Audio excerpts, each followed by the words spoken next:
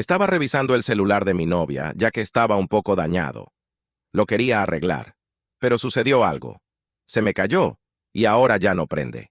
No sé ahora cómo arreglarlo. Se me ocurrió una idea, y es darle este teléfono, pero personalizado. Tuve que limpiarlo porque estaba un poco sucio.